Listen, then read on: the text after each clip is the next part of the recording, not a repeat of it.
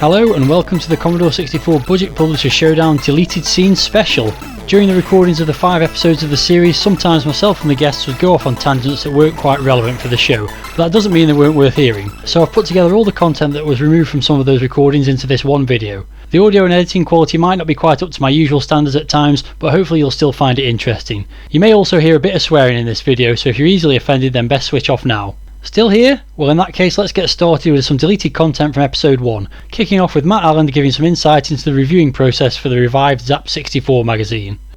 In terms of what was said about the Zap 3 reviewer opinions and not everybody agreeing with each other, in terms of the discussions that we have for the revamped Zap magazine, which is out bi-monthly, the discussions we have each issue, they probably go exactly the same, and we don't all agree on everything. We do have some pretty vicious and opinionated discussions about some of the games that go into the magazines. So, we're all friends and we all respect each other's opinions, but we do all have our own opinion, and, people are going to differ. Most of the time we are generally on the same page. Sometimes, we're not, which is why you see the differing faces, on the pages, and we try to balance the scores based on what everyone's opinion is. So if most people like it, we might tend to favour the scores a little bit towards that side as a majority. But we certainly don't ignore anybody's opinion that may not quite be as enthusiastic about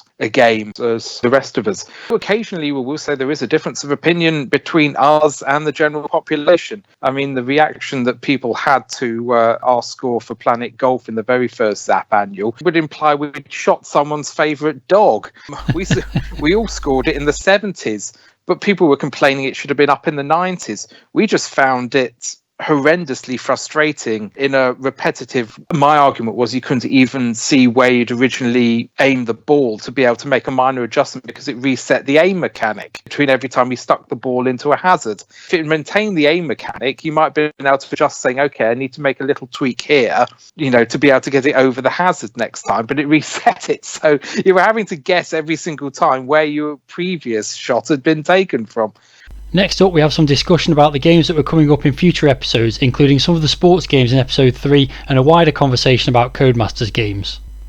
I think Codemasters should probably win that episode, because I think 4 soccer simulators will probably win over the others. Not that it's any good, but neither are the other two. So no, which of the 3 games is less shit? Yeah, well that's it. They're all shocking, but for me it would be the 4 soccer simulators, just because there's 4 shit games rather than just one. Could be seen as a there's only 50p's worth of shit in each game. Although, I mean, obviously, I suppose what you'll probably mention is the fact that it was actually a full price release to start with. Yeah, I never realised that until I've looked into it. I always assumed it was. I remember buying it when I was a kid, and I remember buying it as the budget one because, 4 football games for £2 or £3, whatever they were selling it for at that point. The interesting thing about the full price release is Codemasters also, I think they released it on Spectrum Plus 3 disc, and it's like that particular version is like rock hard to find for some reason. It is, yeah. Well, I can't imagine Spectrum 3 games are particularly easy to find in general. Yeah, I would have thought not. I knew one person who had actually bought that computer back in the day in the 80s. So I remember seeing a few on the shelves, but yeah, I'd imagine the format in general is just quite rare and collectible nowadays. Have you got any idea how many games were actually released on Plus 3 format? I got no idea. A quick Google. Yeah, no, I was going to say, there's not many. I mean, I know that, because obviously that originally, when it was a Codemasters release, it was Codemasters Plus, I think it was, because they released it for $9.99. Yeah. No, Gold, sorry. It was Codemasters Gold. Okay. That was it. Codemasters Gold. The Plus were the $4.99 like Pro BMX Simulator, and Jet Bike Simulator as well was Plus originally. Super Dragon Slayer was. Yes. And Super Robin Hood, I think, was as well. Yeah, I'm just looking now because 4 Soccer Simulators was basically 64 Spectrum Amstrad on tape, and then 64 disc and Spectrum Plus 3 disc. Well, I must admit I didn't realise that because I only thought it was out on budget as well. So it was actually the first full price game that Codemasters put out for the 64, and it wasn't Crystal Kingdom Dizzy then. Because also Rockstar Ate My Hamster was Codemasters Gold as well. I think the other thing as well with some of the later Codemasters releases was that a lot of the later releases now are really hard to get hold of. That's why I'm not doing a Codemasters series, because I don't want to spend loads of money on these shit games. I managed to get a bundle a few weeks ago, and it had Sergeant Seymour Robot Cop in it, which is the last, in terms of release number, it's the last single cassette release. Yeah. And I think it was like sort of 10, 11 quid for the 5 games. So net, it was £2 for that. A copy of that went for eBay the other week for 36 quid. Yeah, that was a bargain. The other really late releases that fetch silly money at the moment now, Robin Hood Legend Quest was another real late one. Wrestling Superstars, and I know that one's quite hard to find. Yeah. Even Slicks. Slicks goes for like 15 quid these days. Wow, I bought Slicks back in the day because of the Zap review. This is another bit of trivia for you.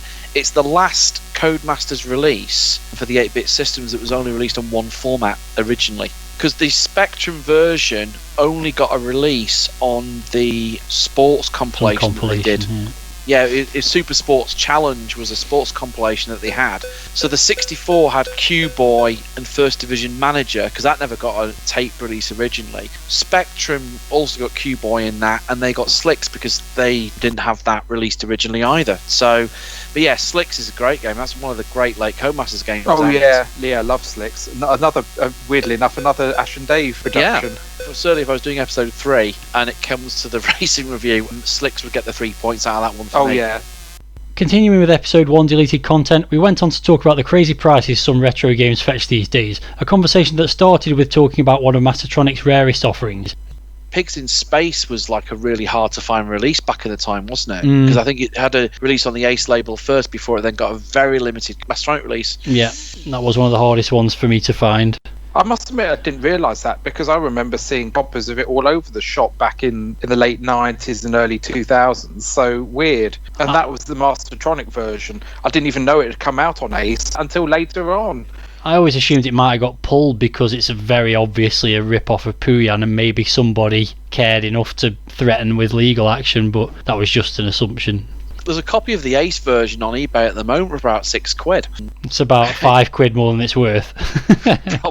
Yeah, probably. It's actually one of the better ones of that era of games, to be fair. The address on the back of the box for Ace is actually right in the middle of Peckham Rye in southeast London. I think they must have been above some shops somewhere. A fair few of them were, because Ace were related to Krypton Force as well, because I've got a few games for them on the VIC-20 as well. Yeah. There's a game for VIC-20 called Quasimodo that's available on both labels, and that's the first time I discovered they might actually be vaguely related. The same artwork, the inlays are quite similar, the addresses were probably the same or very, very similar as well. I think that was the first time I encountered that Ace and Krypton Force had got some sort of connection to each other. Yeah, I've seen the packaging for both those publishers as well, and it's quite similar looking, isn't it, I think? Yeah. Someone is actually selling a Mastertronic version of Pigs in Space for €30 in Germany. Well, I'm glad I'm not collecting them now, is all I can say. I actually got that as a wedding present from, do you know the Attic Bug? Yes. Well, it could be worse. He could be trying to complete a hit squad collection. Oh, I know. Don't even go there. That's it. It's bad enough that I've still got to find a copy of Chimera to finish this. Chimera to finish this. I don't understand that, because I remember seeing that. Or you're talking about the original $3.99 White Clam? No, the Silver Range one is the one I want. The Silver Range version. Oh, you mean with the single jewel case? Yeah. I used to see them all over the place as well. Yeah, it's weird. It's like rocking horse shit now. There's been one on eBay in the last 2 years, and the only other guy I know who lent it to me to let me finish my videos, he bought that and it was 15 quid. 15 quid for a shitty old $1.99 budget game. The world's gone mad. Well, this is where we differ in opinion. I actually quite like Chimera. I know. So. I'm not a fan of those isometric games generally, so anything that kills you for walking in a room with a radiator is going to get short shrift from me. To be honest, back in the day, if it's the game you'd bought and you couldn't buy another game for 2 weeks, you'd get into it, wouldn't you? But for me, playing it now, I don't want to mess around with a game like that. It's too frustrating. Some things you had to be there, I think, and if you weren't there, then you're never going to like it. And there's loads of games that people love that I just don't get because it's too late now. I haven't got the patience for that sort of thing, you know. If you want an idea of craziness from the Hit Squad, there is an auction at the moment for Lethal Weapon Hit Squad version. it's already had an opening bid at 499 For quid. fuck's sake. I mean, what? Ridiculous. What is absolutely ridiculous? Who has got that much money to spend on something like that? It's just madness. You could buy the Ocean version for about 20 quid. Yeah. I won't point out then that I sold a game out of my collection to a friend of mine last year for the equivalent of $5,500. Oh god. Well, if you can make money off it, then by all means do so. And I've done plenty well off some stuff. That was a serious markup from what I paid for it, but I'd paid a serious amount of money for it 20 odd years ago. But it's kind of like, well, I've got a daughter, I've got bills. It was an unfortunate side effect of he was willing to pay that amount. It was going to cover everything that I owed. Yeah, so, by all means, cash in. That's the benefit of collecting stuff when it was cheaper, I guess. And now the retro gaming market's crazy. That with what I've called the COVID collecting craze that has been pushing prices up. I mean, retro gaming has been going up, the last few years in general anyhow, but the last couple of years have seen some stupidly large jumps. Mm-hmm.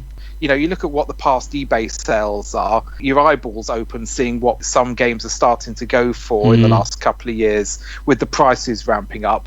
And, I'm doing it as a way to clear some space, raise some money, that I can put towards, spending on other things that I'm interested in, like autograph collecting and my daughter. So it's kind of win-win all round at the moment that, an awful lot of this stuff that I got in the 90s and 2000s, it had been increasing anyway, but some of it's now doing stupid territory that, if you don't have a massive amount of affection's not the right word, but you know what I mean, that it's not an absolute cherished part of your collection, then you're not too unhappy about letting it go for the sort of money that it's now actually attracting.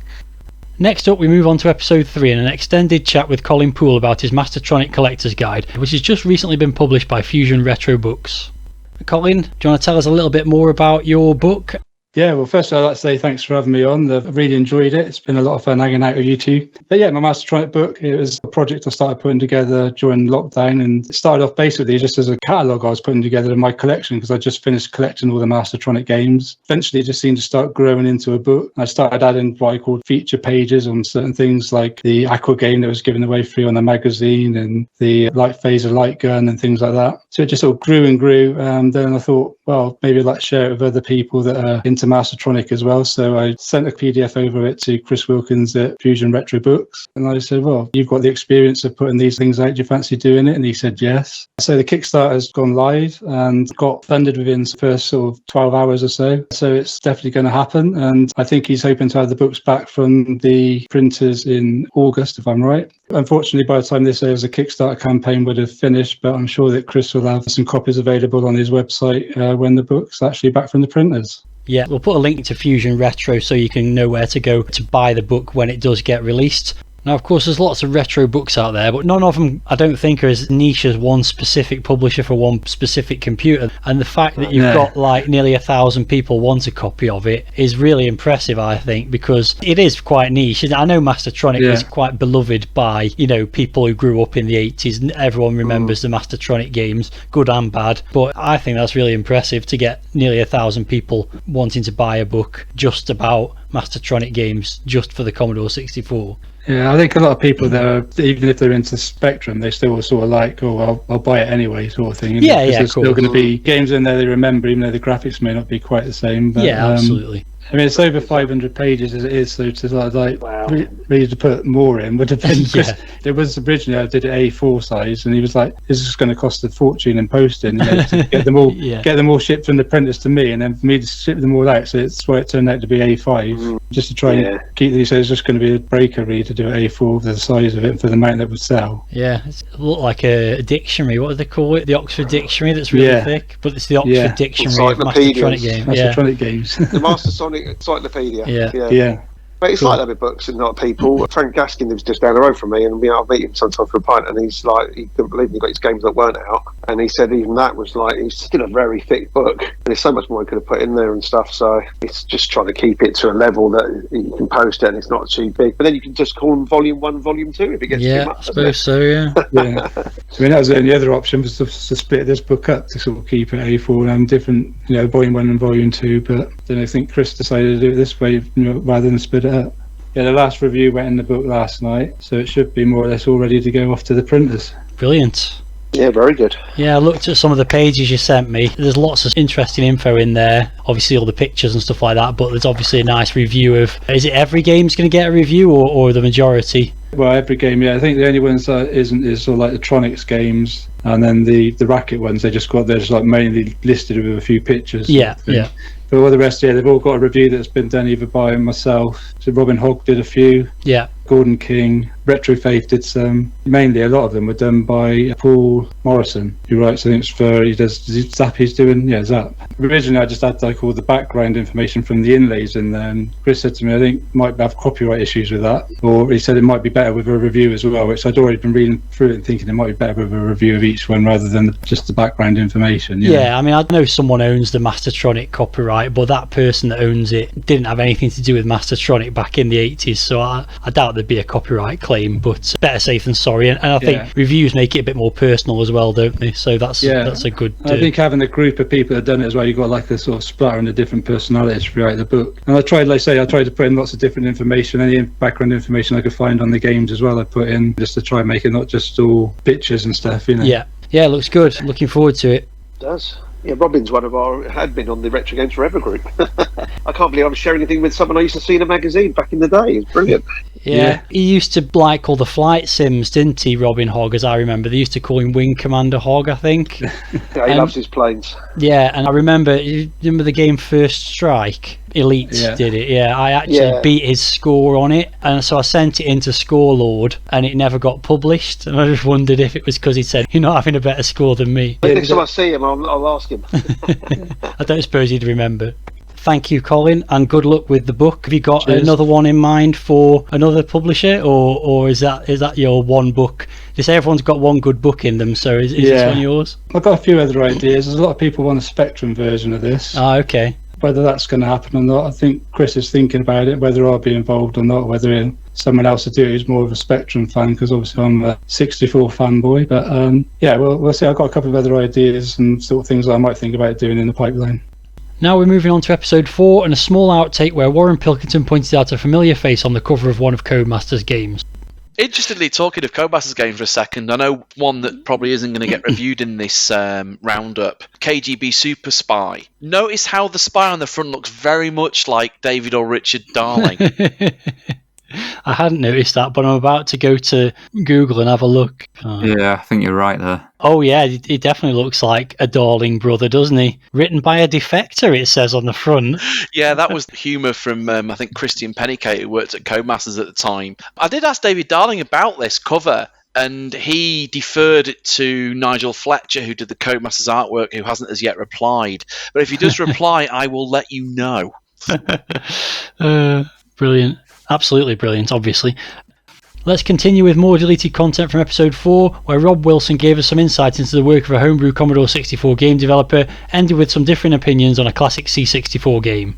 I'm just plugging away at it. Hopefully I'll get the release date, the Christmas Caper game first out, and then obviously the Hunchback game will follow on next year with the 40th anniversary, so that'd be nice, I think. Yeah, I watched your video that you put up a couple of days ago. That game looks exactly my cup of tea. Single screen platformer with power-ups and collectibles and things. Yeah, I've got a few more ideas going into there. There's a few more bits of animation I'm going to do, because I've got to switch around all the big job really. I've got to switch around the ordering of all the sprite priorities as well, just so that the weapons like the snowballs hits Quasimodo in the face and disintegrates, because I'd put Quasi as the highest priority, which was a mistake, so lesson learned for next time, I'll tell you that. But it's coming along nicely now, and like I said, there's a few more things. There's going to be difficulty levels in there added as well, just to give it a bit more longevity and what have you. So, because I'm one of these perfectionist type people, I just like to just add more and more and more. This was going to be like a 4 level game, just 4 screens, and it was going to be a 3-way, and it was going to be nothing fancy at all. But when I got through that first level, which is obviously the one I'm just using there on that preview of the latest one, just level 1, and I started to design about 3 or 4 screens, it just thought, you know what, it's 12 days of Christmas, so I'll do 12 levels. So I think that's where it all came from. So it's difficult, because I was speaking to Aris, who did Night, and he said, it's a lot easier for me, even though I've got 80 levels in my game, because I'm just copying what's been there before from the MSX port. And he says, where you have had to design 12 levels from scratch and then test for 12 levels, and you go through the levels that many times just to get it right. It's just insane. So it just costs you a whole shed load of time. It really does. But I think it's been worth it, and I just hope people like it in the end. I don't think the graphics are that bad. I've had generally positive feedback. Occasionally people say Quasimodo's too fat or something like that, but I don't know why they're grumbling, really. It's just a cartoon-esque sprite. I just based it off on the front of the arcade cabinet, really. But yeah, they'll be dished out to playtesters eventually in the next few months before release in December for the first one. Cool, nice one. Yeah. We'll look forward to giving it a go when it's available. Yeah. We will indeed, yeah. That'll be good to see. It's interesting as well in terms of sort of game development, how sort of things have changed over the years. Because obviously, when you had people with all storyboards and designs, even if you're a single programmer, you'd write everything on graph paper and then sort of transcribe that to code. So obviously, development is now very different, but you've still got to kind of keep it in the same sort of method of feel. Particularly when playtesting as well, you may be aware of the infamous bug in Mayhem in Monsterland with the lives bug. The reason they overlooked it is because they were that good at the game and they played it, they didn't notice that the bug was there. So obviously deliberately lose lives and make sure that all works. But yeah, I mean, obviously now there's still quite a lot of modern day developments that are out there. So, it's good to see. It really is positive to see. So, keep up the good work, basically. I will try my very best. It's just the reception it will get in the end. I sometimes worry myself, but then again, like Antonio Savona said to me, he said, just don't worry about it, mate. Every game's a gift on the 64 in this day and age, so people should just appreciate it no matter what it is. Well, yeah, and if you're happy with it, then that's what really matters. Yeah, I'm just my own harshest critic, so... Yeah, so if you can make yourself happy, then everyone else should be pretty happy as well. Yeah. Just don't make it too hard. Well, this is it now, because I've played it that many times. It's like a lot of these games we just reviewed. Probably the difficulty is there because the developer's done it that many times, it's easy for them, and they didn't think about you or me playing it for the first time. And that's why so many games on the 64 were rock hard, like I.O., but with perseverance, you would finish the game. I don't think they expected people to finish them, quite frankly. And then that's why you didn't get really an end title screen or anything. Yeah. Just a word of text or something saying game over. Or it just looped back round to the beginning. Back round, indeed. We're all individual people, I guess, but I think in a way as well, what we've all found over time is that everyone has their own slightly different take on what they think is a good game. And obviously, as a developer, Rob, you've not got to think of what would I play myself as much as you want to. You've also got to think, well, what are others going to play? And that can make it sometimes difficult for the mechanics because you want it to be something enjoyable, but trying to please everyone is difficult. Whizball is such a great game, but the sales figures of that on the 64 were really low, despite the positive Zap review. People either get Whizball or they don't. Yeah, I am one of those people who didn't like it and didn't really get it, but my mate absolutely loved it and said it was the best thing since sliced bread. Now, he had the Amiga version as well of it, but I just thought, okay, it's a bouncing face going around the screen, but I didn't get it, so I wouldn't have bought that. I get people's frustration with it. Oh, you're like, what am I doing with this jumping, blah, blah, blah. I do get that, but I think it was a way to try and get you to sort of learn the mechanics of picking the stuff up and earning that kind of freedom of movement, so to speak. But obviously, if your attention span as a younger gamer back in the day might not have afforded that necessarily, there are some that love it, as I do. There are some that maybe don't like it as much as you do. But it's one of those that's always been, I think, that the 64 version was the original and the best version by some way. And I've played it on other formats and gone, what is this?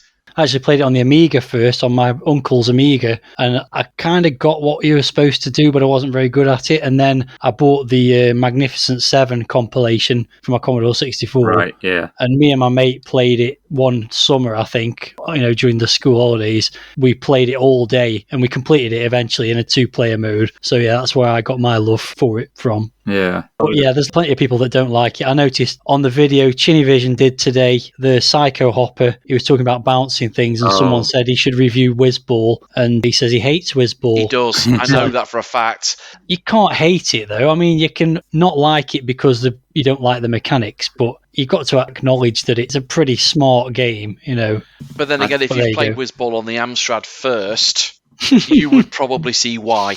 True, yeah, fair enough. To round off this video, here's some more chat from episode 4 where we talk about some full price games that fit into the categories from that episode before both Rob and Woz share their thoughts on some of the games that were to come in episode 5. Going back to that, things like what we've done tonight with the BMX, I mean, games like Paperboy, because you're on a BMX in Paperboy, aren't you? But, that's one of those games where, it was frustrating because it was like the easiness of like hitting an obstacle or coming off the curb or something like that. But, it was one of those games at the time which was absolutely massive. Yeah. Even though it was very green, the C64 version, I remember. I think the background graphics were all pretty much the same way too. I think maybe it changed later levels, but it wasn't as bad as the BBC Micro version, I can assure you. Right. Somehow, the BBC Micro version, it looks like it's a bad Spectrum port, but if you look at the Spectrum version, it isn't. They actually did the graphics that way for some reason. Yeah. It's really, really bad. The other good ninja game, though, was probably Samurai Warrior by Firebird, I think. Oh, yeah. Yeah, I mean, if only they could have full price games, eh? I know. Yeah. I mean, that to me is still one of my favourite Firebird full price games. The music by Neil Brennan is superb in that as well. It really sets the tone. But I also like about that game is the fact that you have to kind of practice the art of being zen and like bow to everyone and not just assume that everyone's going to be an enemy. So you actually get more points and karma by sort of being nice to the villagers and bowing to them rather than hitting them with your sword, so to speak. But animation wise, it was great, and it was based obviously on the cartoon character that was in comic form, but they did a really good job of it. Yeah, I think it was just different at the time as well. I think that game, it was just a bit of a departure from everything else, so I think probably that's why it appealed as well to many people. So Firebird, they did well with that game, really.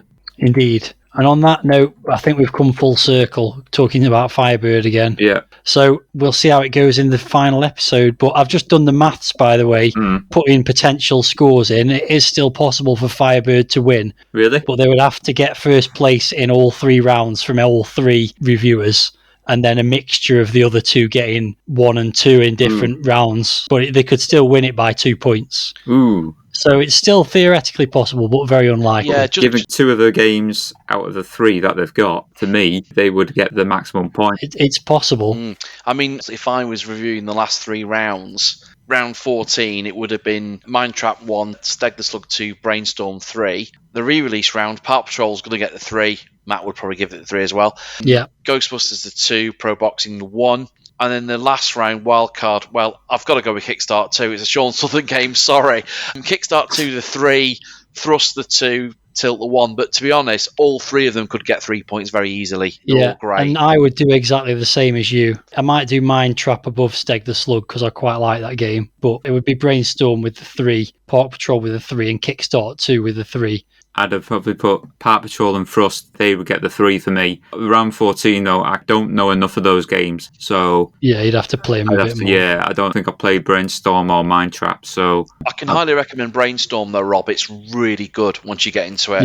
Yeah, but I mean, obviously everybody knows Ghostbusters, don't they? So yeah, it's very close for me between Ghostbusters and Paw Patrol, but I think Ghostbusters does get a bit repetitive before it gets interesting. Yeah, it's a typical David Crane Activision-looking game, isn't it? I mean, you could take that sprite for the Ghostbusters, you could put him in Pitfall. It's the same guy, and that's how all these games were back then. But I think Paw Patrol would win because it's just such a good little game. Tony Engel did pretty well with that, I think. I unashamedly love Paw Patrol. It is a great game. Particularly once you work out some of the extra mechanics that you can do in terms of the log rolling and actually using the logs to jump onto the shore quicker. Try and get as many points as you can.